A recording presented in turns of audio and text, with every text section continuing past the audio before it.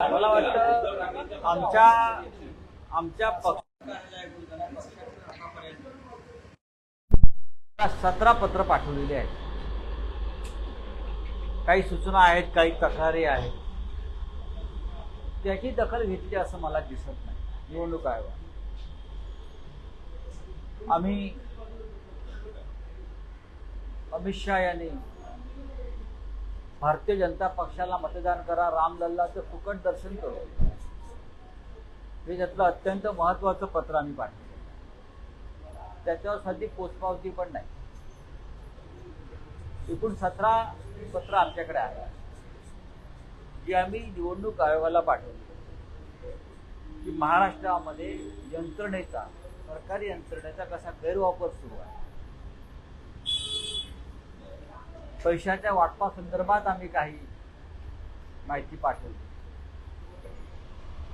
मग मुख्यमंत्री असतील, भाजपचे नेते असतील, पण शिवसेना पक्षप्रमुख उद्धव ठाकरे यांच्या 20 मेच्या पत्रकार परिषदेसंदर्भात भारतीय जनता पक्षाचे पदाधिकारी पत्र पाठवतात आणि त्या संदर्भात केंद्रीय निवडणूक आयोग किती कर्तव्य तत्पर तर कारवाईचे आदेश दिले.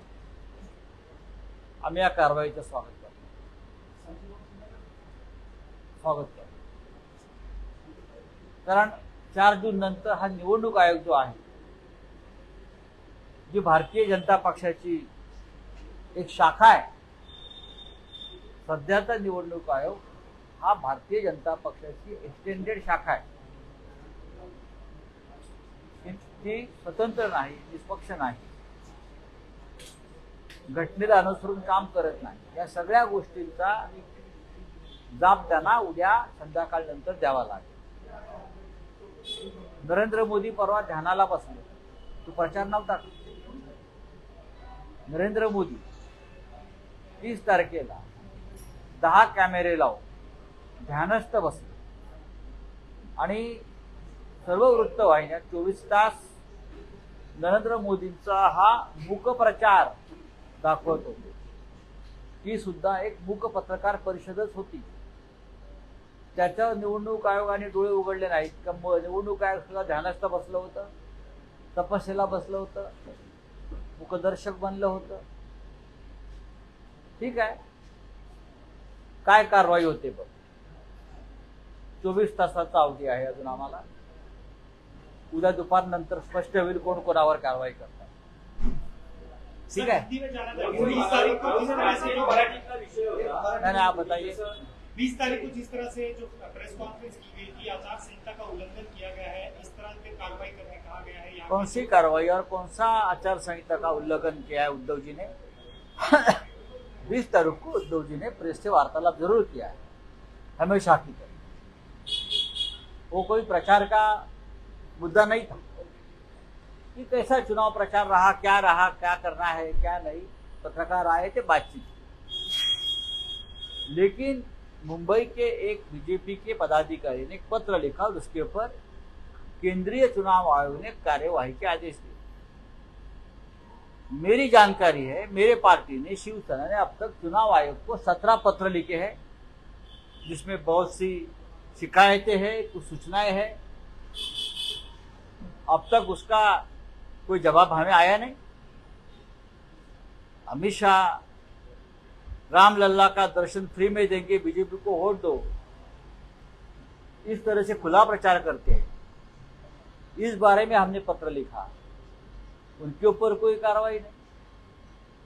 नरेंद्र मोदी जी बनारस से सीधे जाते हैं केदारनाथ और वहां क्या ध्यान करते हैं. 10 कैमरे 15 कैमरे लगा के सब एंगल से, और पूरे टीवी पर 24 घंटा प्रचार चल रहा है. क्या चुनाव आयोग को दिखता नहीं? क्या चुनाव आयोग भी ध्यान को बैठा है आंख बंद करके मोदी जी के साथ? तो मैंने पहले भी कहा है, हमने पहले भी कहा है, भारतीय जनता पार्टी की एक्सटेंडेड ब्रांच, एक शाखा है चुनाव आयोग. कल ये सब शाखाएं बर्खास्त हो जाएगी 4 बजे। क्या स्वागत कर सर, क्या स्वागत कर आपने जिससे मराठी में बात की। हाँ करिए, कार्रवाई करनी है करिए, हम स्वागत करते हैं। एक सवाल और सर, ग्लोबल सिविल फोरम नाम की जो संस्थाएं हैं उन्होंने पीएम मोदी को लेकर टिप्पणी की है कि पूरे इलेक्शन के दौरान उन्होंने हेट स्पीच की, खासतौर पर मुस्लिमों के खिलाफ। इस पर क्या कहना है? कल बात करूंगा मैं उनसे, अभी ये नहीं सर, जयराम रमेश जी ने आरोप लगाया है कि 150 से लेकर 100 कलेक्टर डीएम से अमित शाह ने बात करी है, बकायदा पूरा इलेक्शन उसमें से 12 कलेक्टर महाराष्ट्र के। मैंने आज सुबह उन पर बात की है इस विषय पे, ये बहुत गंभीर बात है। तो चुनाव आयोग हमसे उस बारे में एविडेंस मांग रही है कि गृह मंत्री ने डीएम और कलेक्टर से कैसे बात की, कब बात की, उसका एविडेंस हमसे मांग रही है। एविडेंस। जयराम रमेश एक जिम्मेदार नेता है, सांसद है। जब उनकी जैसी व्यक्ति कोई बात करती है तो जिम्मेदारी से बात करती है, जानकारी के साथ बात करती है। लेकिन अब एविडेंस कौन मांग रहा है? चुनाव आयोग। अमित शहाने जे फोन केला आहे ते कलेक्टरना धमकी देण्यासाठी फोन केला असं गावात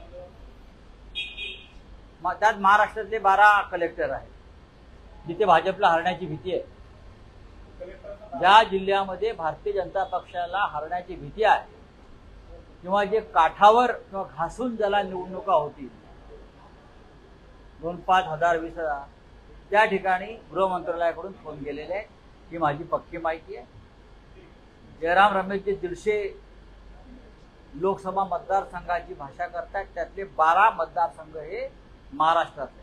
राउत साहब, एक सवाल ये है कि पीयूष गोयल का एक बयान आया है कि विपक्ष यानी कि इंडिया गठबंधन एक टूलकिट बनाकर प्रोपेगेंडा फैला रहा है इलेक्शन कमीशन को लेकर, काउंटिंग को लेकर, या बीजेपी की हार।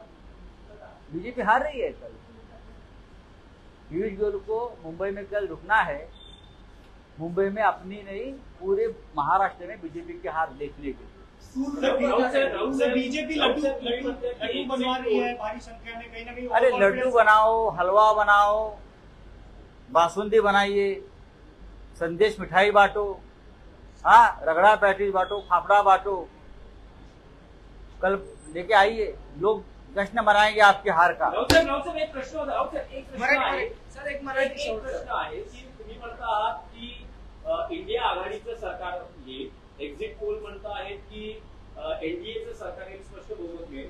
अशा वेळेस जर तुम्ही दावा करता इंडिया आघाडीचं सरकार येईल तर आता तरी पंतप्रधान कोण होणार या बाबतीत काही एकवाक्यता झाली आहे का? इंडिया आघाडीचं काही ठरलंय का? भाजपचं ठरलंय का? पंतप्रधान नरेंद्र मोदी ते नाही होत त्यांच्या नाही, नेतृत्वाखाली- मी सांगतोय ते प्रधानमंत्री होत नाही। आम्ही सांगते नरेंद्र मोदी उद्या संध्याकाळी 4 नंतर भूतपूर्व झालेले असतात। 1996 नरेंद्र मोदी हे भूतपूर्व होतील उद्या आणि इंडिया आघाडी 24 तासामध्ये आपला पंतप्रधान होईल। 24 तासात आम्हाला काही अडचण नाही। सहमती झाली आहे काही? आमच्यामध्ये सगळ्या विषयांवर चर्चा झालेल्या आहेत। आमचा निर्णय पक्का आहे, आम्हाला काही अडचण नाही। निकाल संपल्यावर 24 तासामध्ये इंडिया आघाडीचा प्रत्येक नेता हा दिल्लीत पोहोचेल आणि 24 तासामध्ये आम्ही निर्णय सर, घेऊ। राउत साहब, सर, क्या पीएम पद को लेकर इंडिया गठबंधन में कोई बातचीत की, कोई चेहरा तय देखिए, हुआ है? पीएम पद के लिए हमारे गठबंधन में कोई मतभेद नहीं है। चर्चा जरूर होती है, कोई मतभेद नहीं है।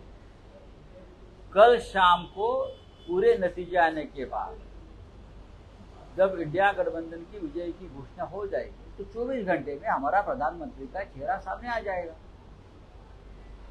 अब देख लीजिए। लेकिन आप ये दावे के साथ कह सकते हैं कि नरेंद्र मोदी फिर से नरेंद्र पंतप्रधान नहीं हो रहे? मोदी प्रधानमंत्री नहीं हो रहे। चाहे कल से वो दिल्ली में बैठकर अपने कार्यकाल के अगले 100 दिन का एक कार्यक्रम बना रहे हैं। पहले कभी नहीं बनाया, ना 2014 में ना 2019 में। ये डर की ये डर है, हार की भय है। भ्रमिष्ठ बन गए सब लोग, ये भ्रम में है। कल से प्रधानमंत्री नरेंद्र मोदी भूतपूर्व प्रधानमंत्री होने जा रहे हैं। 1996 मध्ये जो एच डी देवेगौडाचा जो फॉर्म्युला लागू करण्यात आला होता, कोणाचा एच डी देवेगौडांना पंतप्रधान करण्याचा जो मग आता परत देवगौडांना करायचं म्हणताय का नाही, तुम्ही? नाही, तो नाही, फॉर्म्युला पण लागू हम करण्यात आला असेल- होता. तसाच हम फॉर्म्युला पार्लमेंट आता असेल की पूर्ण एनडीए किंवा इंडिया इंडिया आघाडी सरकार देशाला 5 वर्ष स्थिर सरकार आणि स्थिर पंतप्रधान देईल आणि पंतप्रधान एकच असतील.